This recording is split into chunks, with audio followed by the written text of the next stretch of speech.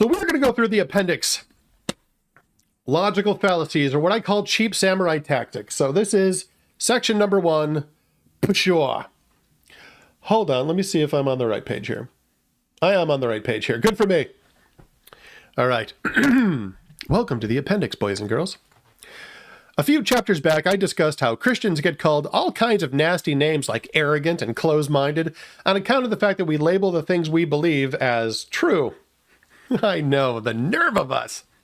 Aside from the self-defeating and rather silly nature of this complaint, you'll notice that it's also an attempt to side against the idea without actually taking any pains to prove the idea wrong. Even if we agree that we are closed-minded and arrogant, that does nothing to prove that what we believe isn't still true. This diversionary tactic is one of the many devices which you may know as logical fallacies, but which I like to refer to as cheap samurai tactics. Cheap samurai tactics are, in short, bad arguments. It's the muscle you get when you don't splurge on the really good samurai, and you wind up with a second-rate, slightly used discount warehouse samurai. Like, you would have hired Sanda Yukimura if you had the money, but you don't. So you get Adam Sandler in hockey gear with a bucket on his head, singing like the lunch lady and calling himself Samurai Steve. And he cheats because he doesn't know what he's doing. My friend Captain Dan would use this phrase to describe any kind of shortcuts in cheating, but I'm here using it in reference to cheating in an argument or a debate. The cheap samurai tactics, CSTs, are best used when you either know you're wrong but don't want to admit it, or you don't care if you're right or wrong, you just want to fight about something and don't feel like being bogged down by facts and reason. Perhaps it's because you're a lawyer and your client won't pay you if they get the chair, or maybe you're an advertiser who's being paid to sell something that serves only to irritate the people who buy it.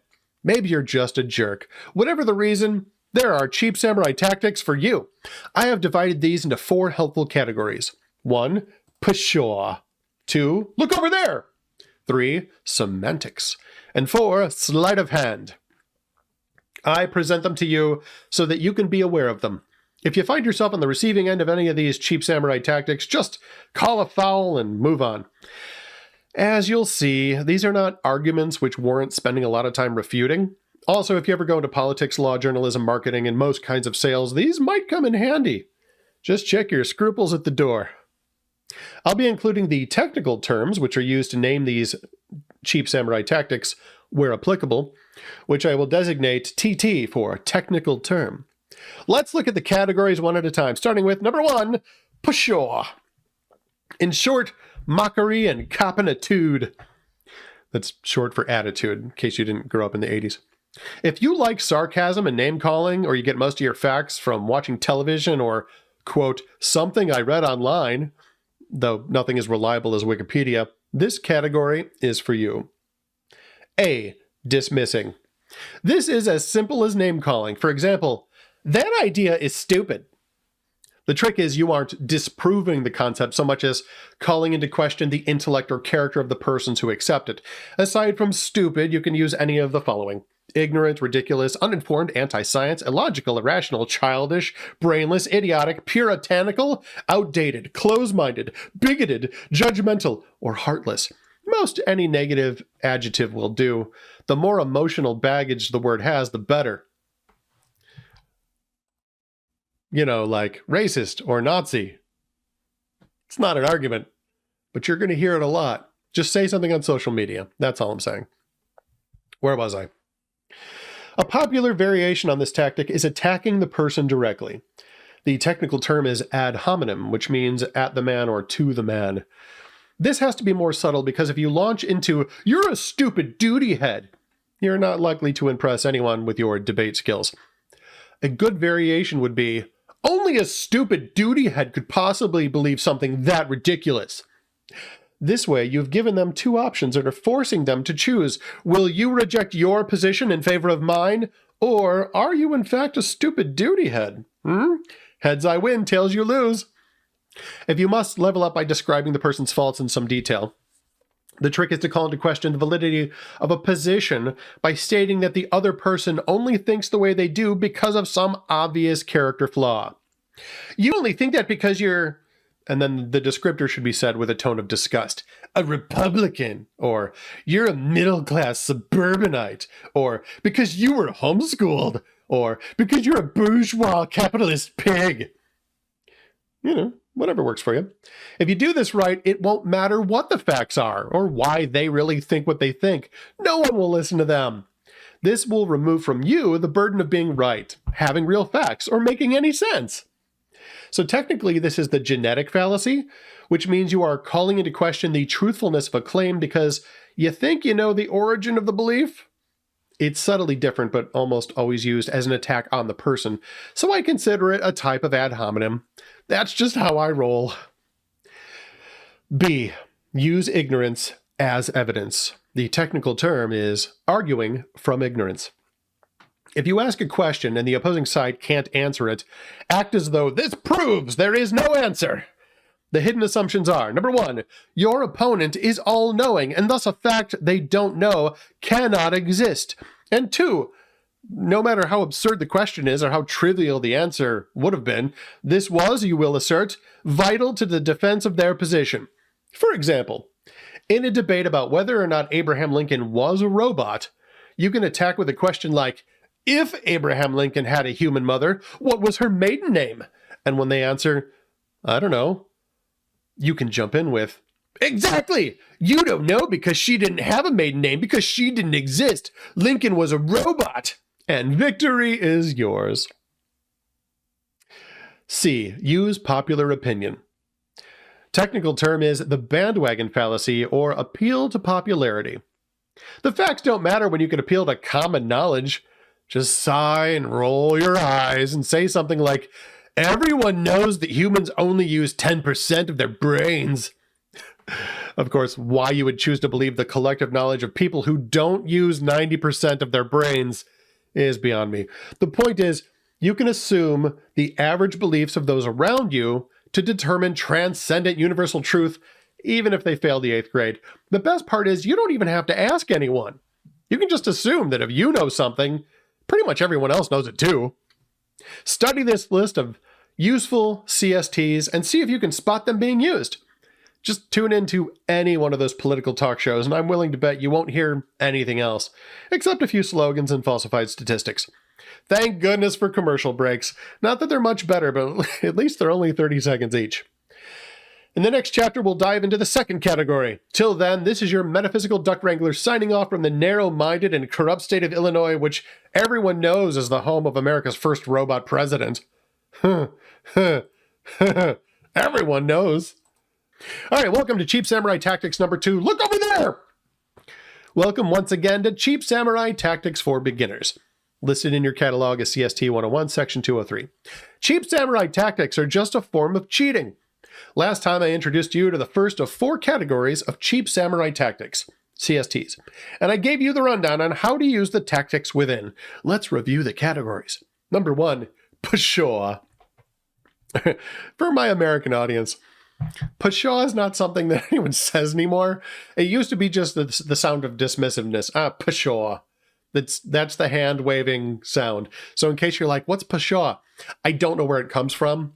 But that's the, pshaw. It's the polite way of going, So, category 1 is pshaw. Category 2 is look over there. Category 3 is semantics, and category 4 is sleight of hand. Today we'll look at the second category, look over there. This is the art of misdirection. Technically, these could all be considered red herrings. That just means an argument is made to be a rabbit trail away from the actual topic and toward one where you look good or your opponent looks like a bozo. So the key to these tactics is to change the subject without your opponent noticing that you've done so. You don't have to lose an argument if you can start a new one when no one's looking. So, A, discredit the source. If you can cast a negative light on the source of information, you can make the issue at hand guilty by association. For instance, if you could prove that recycling got its start with Attila the Hun, bloodthirsty scourge of the 5th century, you could use that as an argument for the innate evils of reducing, reusing, and, all that other stuff.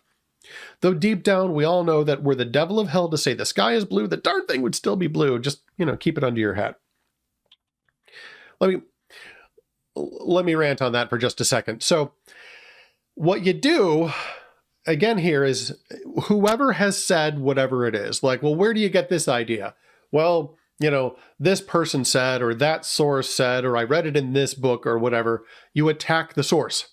Ignore the information entirely. It doesn't matter.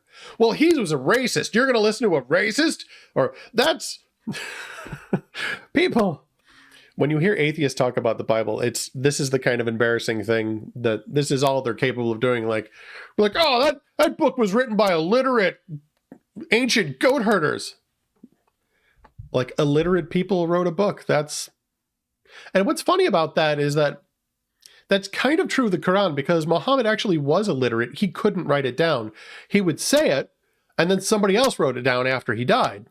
So the Quran literally falls into written by an illiterate 7th century goat herder, whereas the Bible was clearly written by scribes and people who could write.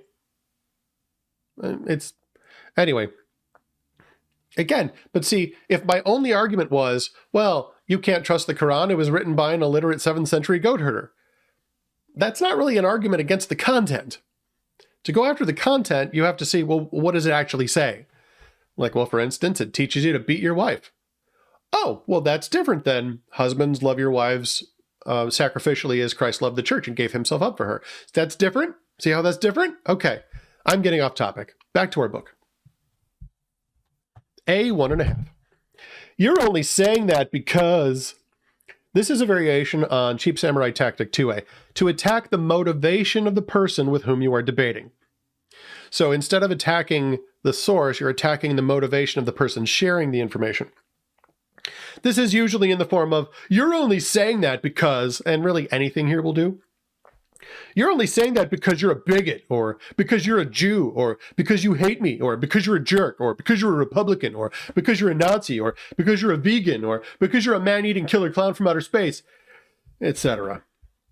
Obviously, the truthfulness of a statement has nothing to do with the motive the speaker has to share it, but the point of Cheap Samurai Tactics is not to make logical sense, it's to win, win, win!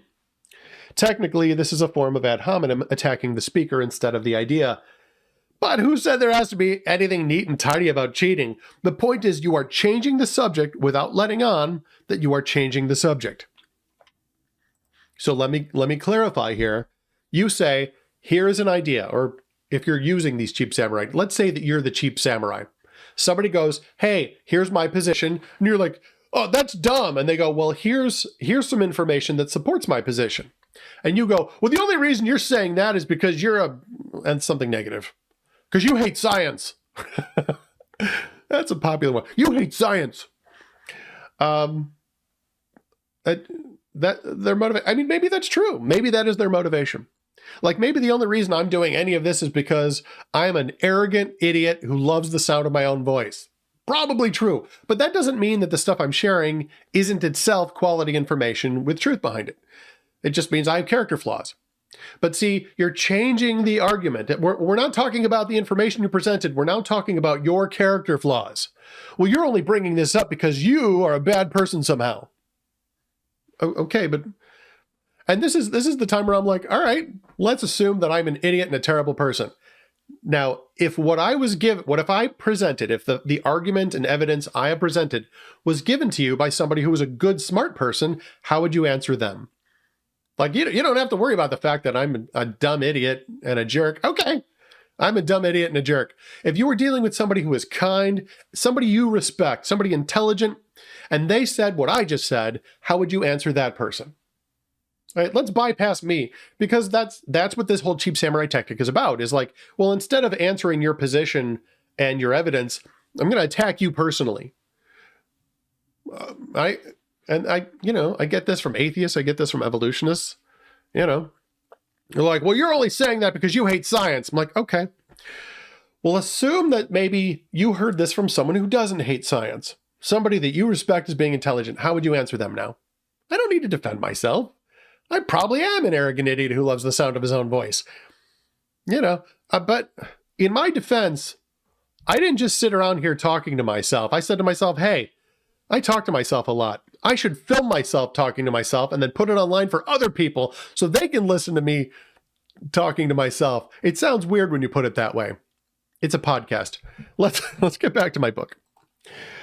B, discredit the proponents or beneficiaries. If bad or foolish people agree with something, it must be bad or foolish. If it could be shown that the Ku Klux Klan preferred to travel by taxi, you'd have all the proof you need to denounce every cab in New York as racist. But of course, everyone knows the KKK actually preferred to travel by bus, as it has more headroom for their big pointy hats. And the same is true of witches and a surprising number of ancient Egyptian deities, as is shown by this illustration in our book. Because, you know, they have the big pointy hat. Hey, wait a minute. Witches have big pointy hats. Klansmen have big pointy hats. The Pope has a big pointy hat. And the Pope wears white a lot. The Pope's a Klansman! Huh? See how easy that is? That doesn't make any sense. Anyway, let me get back to I'm sorry. C, use a resume as proof. The technical term is appeal to authority. Don't just use a source's credentials as a reason to trust them. Use it as proof that their ideas are true.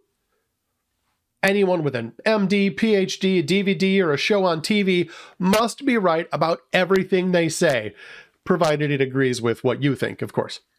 And don't let yourself think they can only be all-knowing in their field of study. A British biologist can write books on theology if he wants to. Can the study of nucleotide base pairs really be that different from being an Orthodox Jew? I mean, the man went to college, for crying out loud, in England. I mean, so he has to be right about everything he says. This is what I'm saying, especially because he has that English accent. D, argue against the metaphor. Oh, I love this one so much. At some point, your opponent will make use of an illustration to clarify a point. This is where you strike. As an example, it has been said that the way men think is different from the way women think. It's been said women's thoughts are like spaghetti because they all intertwine, and men's thoughts are like waffles because they compartmentalize. And this is where you shoot back. So you're saying that men's and women's minds are both made of starches and carbohydrates. You've just proven my point that men's and women's minds work in exactly the same way. And then you'd go home and sacrifice a goat on your shrine of Hillary Clinton and thank her for your victory. It makes staff meetings so much fun. This is technically a form of the straw man fallacy because you are arguing not against your opponent's actual point, but some horribly mutated version of it. Straw man gets its name from a cute word picture. Imagine you have claimed you can defeat the world heavyweight boxing champion. Someone calls on you to prove it, so to save your own life, you make a scarecrow and pretend it's the champ and smack it around for a while. If no one takes a close look or pays any attention, you can claim victory and head out for a celebratory ice cream sandwich. If someone notices the straw flying out of a limp and inert champ, you just pick another cheap samurai tactic and change the subject as fast as possible. E, focus on the fringe, aka hasty generalizations. In every group, category, or concept, there is a tiny collection of anomalies. If you can keep the focus on that tiny sample, you can deflect any facts which only relate to the 99% your opponent dogmatically insists represents the issue. This is the way people pointed to George Burns and said, "He's 105 and he smokes a cigar every day." And to them, this was good evidence that smoking isn't bad for you. In fact, maybe it's good for you. And then there's, the more than 1,000 deaths every day in this country that are linked to smoking, but I digress. E2. Parts equal the whole. This is known as the fallacy from composition. That's its technical term.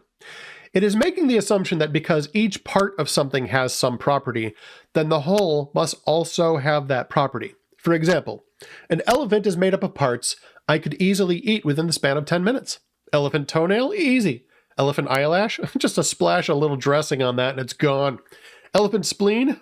Serve it with a side of greens and I'll chow that down with time to spare. Therefore, since each part of an elephant can be eaten by me within 10 minutes, it can be argued that I can eat the whole elephant in 10 minutes. Just bring me the extra large bottle of barbecue sauce and have dessert ready in 11 minutes. There are times when this kind of argument isn't invalid. The key is to figure out if the whole really can have the property in question. If I say, each tile on the bathroom floor is...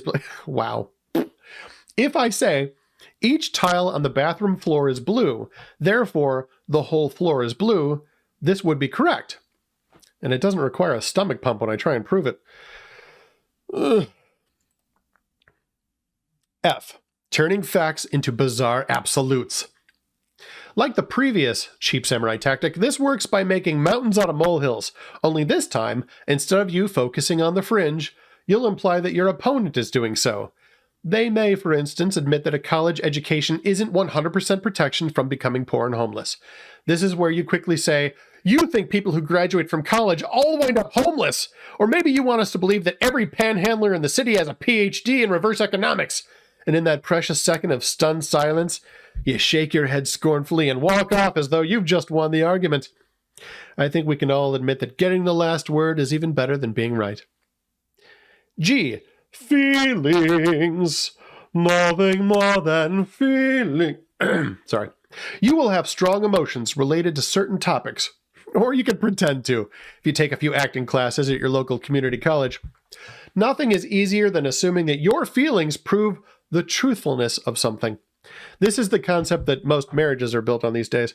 This is one of the several key reasons most marriages fail these days, but I digress. I'm writing a different book about that. My point is, if something makes you feel bad, it must be bad. And if something makes you feel good, it must be good. Of course, you'd never come out and say this, because you'd sound like some unicorn fairy rainbow cloud dancer from the 3rd grade. Focus on the feelings, let the rest be assumed. If you want to defend your position legitimately, you'd probably change your position first. During the Obama administration, America developed a new favorite pastime, far surpassing watching football or baseball, which was being outraged. Knowing the details of an incident was unnecessary.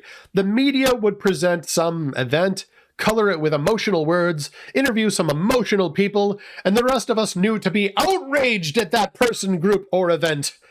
Thank goodness for the media, or we'd have to decide on our own what to be angry at. Why, during the Bush administration, not only did the average American have to decide on their own how to feel about an event, but they could go literally weeks without being outraged. Can you imagine? Doesn't that make you really angry? Or are you some kind of bigot racist moron? You see what I did there? It's really easy.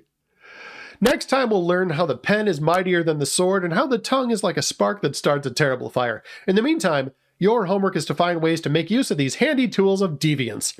And don't limit it to conversations. If you're losing at poker, just lay down a pair of matching cards and say, go fish. As my friend Captain Dan always says, win if you can, lose if you must, but always cheat. Jesus loves you is the message we send. Thanks for letting me be your rent-a-friend. You're listening to Rent-a-Friend Radio.